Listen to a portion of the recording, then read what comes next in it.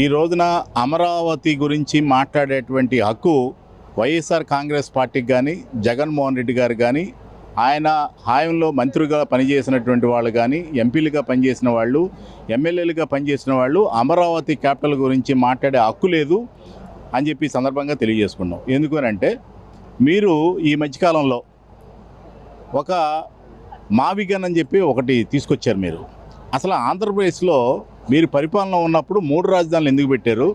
కర్నూలులో ఒకటని పెట్టారు, అలాగే శ్రీకాకుళంలో ఒకటి పెట్టారు, బెజవాడలో ఒకటి పెట్టారు. 3 రాజధానులు ఇది సౌత్ ఆఫ్రికాలో ఉందని చెప్పి పెట్టారు. మళ్ళీ వచ్చి ఒక ముఖ్యమంత్రిగా చేసినటువంటి వ్యక్తి ఒక స్టాండ్ తీసుకొని ఉండాలి. ఇప్పుడు మేము ఉన్నామంటే వ్యక్తిగతంగా మేము ఏదన్నా అన్నామంటే ఒక మాట మీదే ఉంటాం. ఒక ముఖ్యమంత్రిగా చేసినటువంటి జగన్మోహన్ రెడ్డి గారు ఆయన మావిగన్ అని పెట్టండి, లేకపోతే 3 రాజధానులు పెట్టండి, లేకపోతే మావిగన్లో జగన్ పేరుంటే అది కూడా నచ్చకపోతే ఇంకో పేరు పెట్టండి అంటే చిన్నపిల్లలు ఆడుకునేటప్పుడు మాట్లాడుకుంటారు చూసారు, ఇది నాది, ఇది నీది, ఇది అని చెప్పి పేరు పెడతా ఉంటారు. ఇది నా పేరు, ఇది నీ పేరు. ఏంటండి ఇది? రాజధాని అంటే భవిష్యత్ తరాలకి దాదాపుగా భారతదేశంలో అంతర్భాగమైనటువంటి ఆంధ్రప్రదేశ్ ఉన్నంతకాలం ఒక రాజధాని గురించి చెప్పుకుంటారు. అట్లాంటి రాజధాని ఏదో ఒక జోకర్ చెప్పినట్టు మావిగాన్ అని చెప్పడం ఏంటండి? నాకు అర్థం కాదు. అంటే మీ నోటికి ఏదో వస్తుందో చెప్తారా? ఈ రోజునేమో అద్దాలు అల్లుతుండడానికి 250 కోట్లు అయినాయి అని చెప్పని అన్నారు. మరి మీరు అక్కడ వైజాగ్లో కట్టినటువంటి ప్యాలెస్ ఉంది, ప్యాలెస్కి రిషికొండ ప్యాలెస్లో దాదాపుగా ఎస్ఎఫ్టీకి 30,000 రూపాయలు మీరు ఇచ్చారు. ఎస్ఎఫ్టీకి ఇక్కడ 7,000 రూపాయలు ఎస్ఎఫ్టీకి ఇస్తుంటే మీరు 7,000 రూపాయలు ఎలా ఇస్తారని అన్నారు. మీరు 30,000 రూపాయలు ఖరీదు చేసేటువంటి ఎస్ఎఫ్టీ కాస్ట్ పెట్టారు. అది ఎవరికి? మీరు ఉండడానికే. ప్యాలెస్ ఏంటంటే అది ప్రజలకు ఉపయోగపడే ప్యాలెస్ కాదు, అది రాజధానికి సంబంధించింది కాదు, అది ప్రజలకు ఉపయోగపడేటువంటి ఒక కట్టడం కాదు. జగన్మోహన్ రెడ్డి గారు ఉండడానికి ఉన్నటువంటిది. ఆ రోజున ప్యాలెస్ రిషికొండ ప్యాలెస్ కట్టుకుంటే దానికి 30,000 రూపాయలు ఎస్ఎఫ్టీ కాస్ట్ ఇచ్చారు. ఎలా ఇచ్చారు? దేనికి ఇచ్చారు? అది డబ్బు ఎవరిది? ప్రజలది. అది మీ ఏ హక్కు ఉందని చెప్పి మీరు ఇస్తారండి? మీరు ఇవాళ రాజధాని చూడండి, ఇవాళ అమరావతి రాజధాని వెళ్ళి చూస్తే యుద్ధ ప్రాతిపదికన డే అండ్ నైట్ పనులు జరుగుతున్నాయి. డే అండ్ నైట్ ఆంధ్రప్రదేశ్ ప్రజలందరూ కూడా సంతోషపడుతున్నారు. మేము ఆ ప్రభుత్వంలో అసలు ఏ డెవలప్మెంట్ లేకుండా అల్లాడిపోయామని చెప్పి ప్రజలందరూ కూడా అల్లాడిపోతున్నారు. ఇవాళ సాఫ్ట్వేర్ కంపెనీ, ఇవాళ క్వాంటమ్ వ్యాలీ వస్తుంది. రాబోయే కాలంలో మరో న్యూ ఇయర్కి అవ్వబోతుంది అమరావతి, మరో న్యూ ఇయర్కి అవ్వబోతుంది.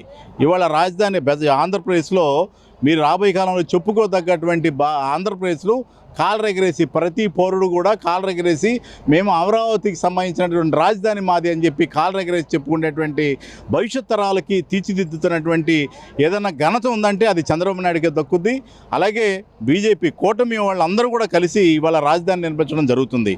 మీరేదో వేలం వేరిగా ఇవాళ 250 కోట్లు అద్దాల కోసమా లేకపోతే రేకుల కోసమా అని అన్నారు. మరి తాత్కాలికమైనటువంటి ఆ సెక్రటేరియట్ కట్టారని చెప్పని అన్నారు మీరు ఆ రోజున. అదే తాత్కాలికమైనటువంటి బిల్డింగ్లోనే మీరు కాపురం ఉన్నారు మొన్నటి వరకు. మరి ఆ రోజు వరకు మీరు పరిపాలన చేశారుగా. మరి తాత్కాలికమైన దాంట్లో ఎందుకు చేశారు? అది తాత్కాలికంగా కట్టిన దాంట్లో ఆ రోజు కట్టాలి. మనం విడిపోయాం, తొందరలో వచ్చేసాం, ఏదో ఒకటి షెల్టర్ కట్టుకోవాలి. చంద్రబాబు నాయుడు ఆలోచించి రాజధాని ఎక్కడుంటే బాగుంటుందని చెప్పి మరి అదే దాంట్లో మీరు పరిపాలన చేశారుగా. మరి అప్పుడు మీకు బుద్ధి రాలేదా?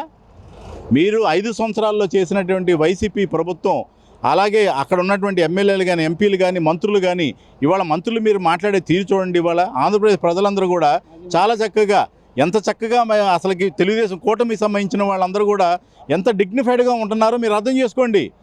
ఇవాళ చంద్రబాబు నాయుడు గారు ఎవరైనా అడ్డగోలుగా మాట్లాడి తిడుతున్నాడు ఆయన పిలిపించి, మీరు అలా మాట్లాడకూడదని చెప్పి. ఈయనేమో జగన్మోహన్ రెడ్డి గారు ముఖ్యమంత్రిగా చేసి ఆ తలలు నరుగుతాము లేకపోతే ఆంధ్రప్రదేశ్లో మేము చెడ్డీలు బట్టలు కూడా తీసి కొడతామని పోలీసు వాళ్ళని తిడుతున్నారు. పోలీసుల్లో మహిళలు ఉంటారు, పురుషులు ఉంటారు. మరి ఎవరో బట్టలు కూడా తీసుకుని కొడతారో నాకు అర్థం కావట్లా. అట్లాంటి క్యారెక్టర్ ఉన్న వాళ్ళని ఆంధ్రప్రదేశ్లో ముఖ్యమంత్రిగా చేయించా? అలాంటి క్యారెక్టర్ ఉన్న వాళ్ళని ఎమ్మెల్యేలుగా చేయించా? అలాంటి క్యారెక్టర్లు ఉన్నటువంటి మంత్రులుగా చేయించా? అలాంటి క్యారెక్టర్లు ఉన్న వాళ్ళని ఎంపీలుగా చేయించా? ప్రజలందరూ కూడా ఆలోచిస్తున్నారు. వైసీపీ మీరు ప్రభుత్వం వచ్చిన కూటమి ప్రభుత్వం 40% ఉండేది, ఇవాళ 10% కూడా లేదు. ఆ విషయం మీరు ఆలోచించుకోవాల్సినటువంటి అవసరం ఉంది. ఆంధ్రప్రదేశ్ ప్రజలు ఎప్పుడు కూడా వైఎస్ఆర్ కాంగ్రెస్ పార్టీని యాక్సెప్ట్ చేసే పరిస్థితిలో లేరని చెప్పి ఈ సందర్భంగా తెలియజేసుకుంటున్నాం.